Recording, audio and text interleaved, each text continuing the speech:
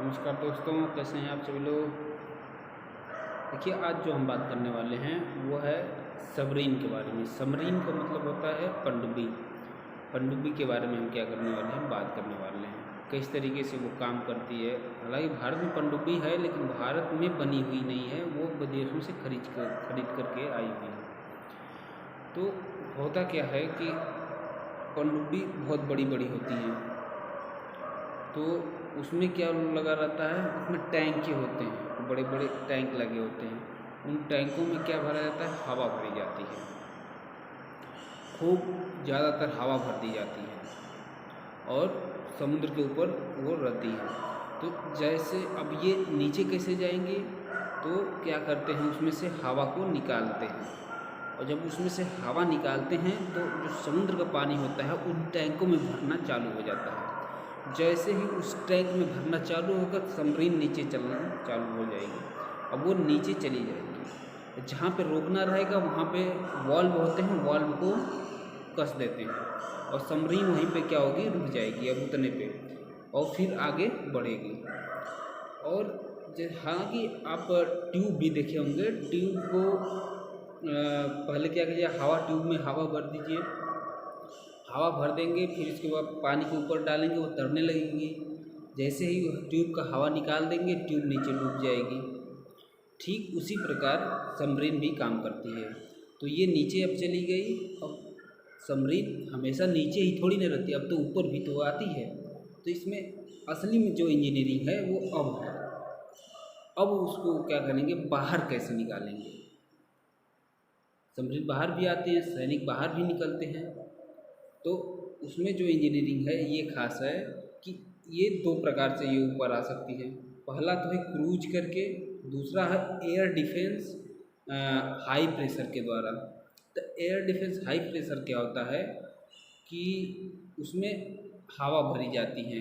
जब उसमें अब भरी कैसे जाती है, हाई प्रेशर से, high pressure air system, high pressure air system से उसमें हवा भरी जाती है और उसमें क्या होती है, फिर सबमरीन ऊपर जाना चालू कर देती है। दूसरा तरीका क्या होता है, दूसरा तरीका होता है क्रूज करके। क्रूज कैसे करेगी, आपने देखा होगा जब एरोप्लेन उड़ता है तो उसके पीछे पंख लगे रहते हैं, तो वो पंख ऐसे करके घूमता रहता है। जब उसको मुड़ना रहता है तो उसको क्या, उसी के सहारे एरोप्लेन क्या होता है, मुड़ता है। तो उसी तरीके से इसमें भी पंख लगा रहता है पीछे की तरफ, और वो क्या करता है, घूमता रहता है हमेशा, और वो घूमेगा। फिर उसके बाद वो उसी के सहारे क्या होगा, फिर सबमरीन ऊपर जाने लगेगी। ये तो हो गया। अब बात ये आ रही कि ये कितनी नीचे तक जाती हैं। तो ये कितनी नीचे तक जाती हैं, वैसे तो फिलहाल 800 मीटर तक, 800 किलोमीटर के अंदर, 800 मीटर तक वो अंदर जाती हैं। और हालांकि जो सर्च करने वाली पनडुब्बी होती हैं वो नदी के जो समुद्र की तलहटी होती है वहाँ तक चले जाती हैं, लेकिन उनको लड़ाई नहीं करना रहता है, उनको सर्च करना रहता है। तो ये जो पनडुब्बी है ये लड़ाई करने वाली था। ये 800, ये बातें गुप्त रखी जाती हैं, ये किसी को बताया नहीं जाता।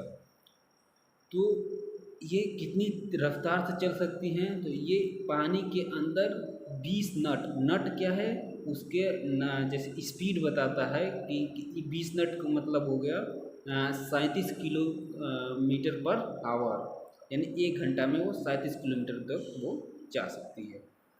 और अब उसमें पानी के अंदर देखना रहेगा तो कैसे, जैसे जो काम एरोप्लेन में एरोप्लेन को जो रडार रहता है, रडार काम करता है, तो वो उसकी स्पीड बताता है कि कितनी तेज़ चल रही है, कहाँ पे है जहाज़। उसी प्रकार पनडुब्बी में सोनार लगा रहता है।